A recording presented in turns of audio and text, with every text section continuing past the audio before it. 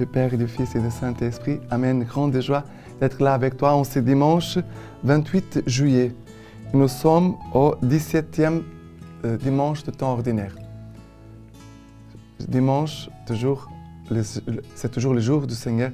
Nous devons honorer notre Dieu et de vivre dimanche toujours d'une façon différente.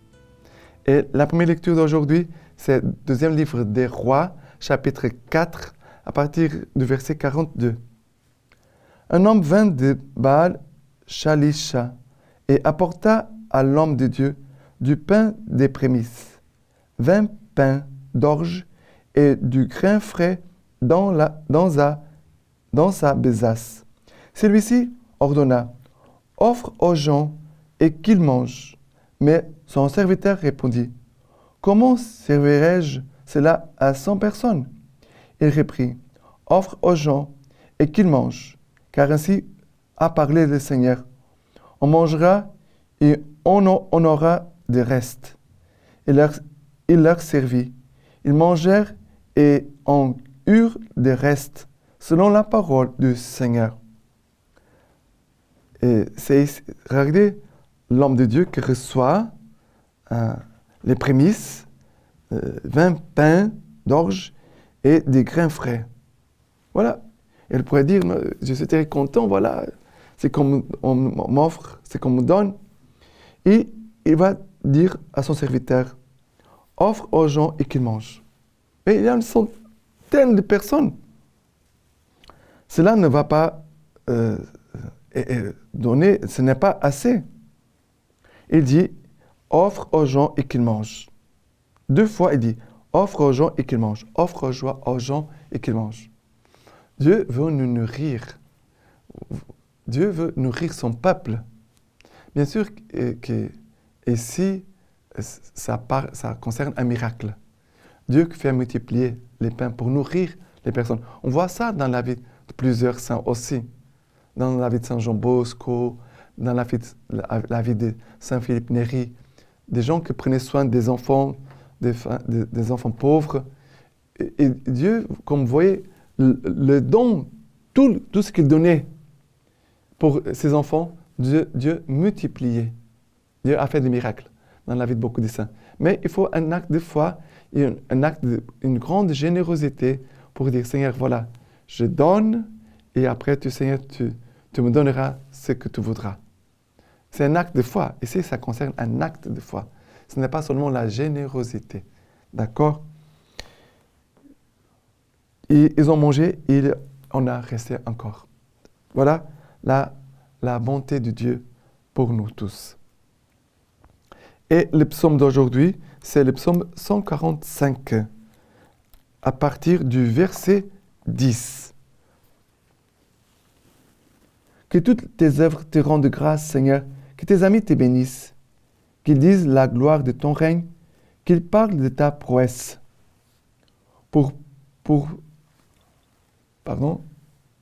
15. Tous ont les yeux sur toi et espèrent. Tu leur donnes la nourriture en son temps. Toi, tu ouvres la main et rassasies tout vivant à plaisir. Le Seigneur est justice en toutes ses voies, fidèle en toutes ses œuvres. Proche est le Seigneur de ceux qui l'invoquent, de tous ceux qui l'invoquent en vérité. Voilà que le Seigneur, que tes œuvres, Seigneur, te rendent grâce, que tes amis te bénissent. Que tes amis te bénissent. La première lecture parlait d'un homme de Dieu. Cet homme de Dieu, ça peut être toi et moi aussi. Ce n'est pas seulement des prophètes, Samuel, ou les prophètes Élie, d'autres personnes que nous voyons dans les Écritures. Mais Dieu veut faire de toi un homme, une femme de Dieu. Que tes amis te bénissent, que tes amis puissent te faire confiance, que tes amis se laissent conduire par toi, qu'ils puissent être un instrument de ta vie au milieu de ton peuple, de ta présence, de ton vouloir au milieu de ton peuple. Voilà ces psaumes qui nous invitent vraiment aussi à être amis de Dieu, non pas seulement pour bénir le Seigneur, mais pour être une bénédiction pour les autres, devenir une bénédiction pour les autres. Et la deuxième lecture, c'est Éphésiens chapitre 4, à partir du verset 1. Je vous exhorte donc, moi, les prisonniers, dans le Seigneur, à mener une vie digne de l'appel que vous avez reçu, en toute humilité, douceur et patience. Supportez-vous les uns les autres avec charité. Appliquez-vous à conserver l'unité de l'esprit par ces liens qu'est la paix. Il n'y a qu'un corps et qu'un esprit, comme il n'y a qu'une espérance au terme de l'appel que vous avez reçu. Un seul Seigneur, une seule foi, un seul baptême, un seul Dieu et Père de tous, qui est au-dessus de tous, par tous et en tous. Alors, ici, il nous parle de deux vertus très importantes. Et Saint Paul, d'abord, il dit, menez une vie digne de l'appel que vous avez reçu. Menez une vie digne de l'appel que vous avez reçu. L'appel, c'est devenir chrétien, devenir un autre Christ sur cette terre. Menez une vie digne de l'appel. Ça veut dire que quand les gens nous voient, ils disent, ah, on voit que c'est un chrétien. S'ils me voient, ou s'ils nous voient, un de nous, ils disent, ça, ce n'est pas un chrétien. Ça veut dire que tu ne mènes pas, nous ne menons pas une vie digne de l'appel que nous avons reçu. Et surtout quand ça concerne une vie consacrée, une vie sacerdotale, ou comme missionnaire, vous comprenez? Parce que cela a plus d'impact sur la vie des gens.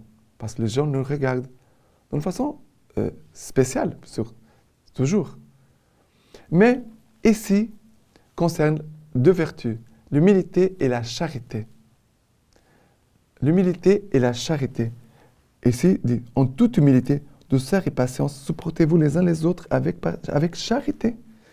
Avec l'humilité, la charité vont aider à garder l'unité et aussi la paix. Dieu veut nous bénir dans l'unité et la paix. Mais pour cela, il faut avoir des chrétiens, des gens qui vivent les vertus de la charité et de l'humilité. Et l'humilité et la charité, elles vont garder le peuple, l'Église, la famille unis et en paix. Nous avons besoin de tout cela. Demandons les grâces de l'Esprit Saint qui puissent venir nous aider à vivre en humilité, dans l'humilité et aussi dans la charité. Et l'évangile d'aujourd'hui, c'est Jean chapitre 6, à partir du verset 1. Nous dit ceci. Après cela, Jésus s'en alla de l'autre côté de la mer de Galilée ou de Tibériade. Une grande foule le suivait. À la vue des signes qu'il opérait sur les malades, Jésus gravit la montagne et là, il s'assit avec ses disciples. Or la Pâque, la fête des Juifs, était proche. Levant alors les yeux et voyant qu'une grande foule venait à lui, Jésus dit à Philippe, « D'où nous procurerons-nous des pains pour que mangent ces gens ?» Il disait cela pour le mettre à l'épreuve, car lui-même savait ce qu'il allait faire. Philippe lui répondit, « 200 deniers de pain ne suffisent pas pour que chacun en reçoive un petit morceau. » Un de ses disciples, André, le frère de Simon-Pierre, lui dit, « Il y a ici un enfant qui a 5 pains d'orge et 2 poissons. Mais qu'est-ce que cela pour tant de monde ?» Jésus leur dit, « Faites s'étendre les gens. » Il y avait beaucoup d'herbes en ces lieux. Ils s'étendirent donc en nombre d'environ 5000 hommes. Alors Jésus prit les pains et les ayant rendu grâce, il les distribua aux convives. De même aussi pour les poissons, autant qu'ils en voulaient. Quand ils furent repus, il dit à ses disciples, « Rassemblez les morceaux en surplus, afin que rien ne soit perdu. » Ils les rassemblèrent donc et remplirent 12 couffins avec des morceaux de 5 pains d'orge, restés en surplus à ceux qui avaient mangé. À la vue du signe qu'il venait de faire, les gens disaient, « C'est vraiment lui, le prophète, qui doit venir dans le monde. » Alors Jésus, sachant qu'il allait venir s'emparer de lui pour le faire roi, s'enfuit à nouveau dans la montagne tout seul. Ici, ça concerne la multiplication des pains. Cette multiplication, comme déjà la première lecture d'aujourd'hui avec l'homme de Dieu, prépare déjà le peuple de Dieu pour le mystère de l'Eucharistie. Jésus a multiplié les pains, mais un jour sera l'Eucharistie. Jésus, un jour, va donner son corps en nourriture. Et regardez une hostie, imaginons qu'il y a ici une hostie, chaque particule, quelques petites miettes, là, c'est Jésus-Christ. C'est le même Jésus qui est dans la grande hostie, c'est le même Jésus qui est dans la petite particule, dans la petite miette. C'est le même Jésus entier, le Christ total. Jésus se multiplie et se donne à tous d'une façon pleine. Nous recevons Jésus pleinement, entièrement, en chaque Eucharistie. Et c'est la lecture d'aujourd'hui, elle veut nous faire désirer davantage de recevoir l'Eucharistie, de bien nous préparer pour recevoir Jésus et de glorifier et d'honorer Jésus qui vient à nous pour une vie d'adoration, une bonne conduite comme bon chrétien, une vie d'humilité, de charité, dans l'unité et la paix, pour que Jésus-Christ qui est vivant dans l'Eucharistie soit vivant en chacun de nous et qu'il puisse se manifester à travers nous pour la vie de tant de personnes qui attendent encore Jésus-Christ et qui n'ont pas encore peut-être découvert Jésus dans l'Eucharistie. Voilà, nous devons prier pour que Dieu puisse susciter au milieu de nous des adorateurs, des gens qui ont soif de recevoir Jésus dans l'Eucharistie, mais des gens aussi qui annoncent le mystère de l'Eucharistie, comme le bienheureux Carlo Acutis, qui va devenir saint. Que ces jeunes garçons aimaient évangéliser, parlant de miracles eucharistiques qui sont réalisés sur notre monde. Et la lecture patristique d'aujourd'hui de Saint Jean Chrysostome.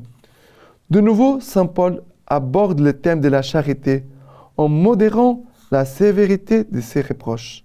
Après avoir réprimandé et blâmé les Corinthiens parce qu'ils ne l'aimaient pas autant qu'il les aime, parce qu'ils se séparent de son amour et qu'ils s'associent à des hommes corrupteurs, il adoucit de nouveau la rudesse de ses reproches en leur disant « Comprenez-nous », c'est-à-dire « Aimez-nous ». Il leur demande une faveur modique et qui sera plus profitable à ceux qui l'accordent qu'à ceux qui la reçoivent. Il n'a donc pas dit « Aimez-nous », mais ce qui est plus miséricordieux, comprenez-nous. Maintenant, je vous laisse la bénédiction par les mains toutes pures de la Vierge Marie. Dieu Tout-Puissant vous bénisse et vous garde, le Père, le Fils et le Saint-Esprit. Amen.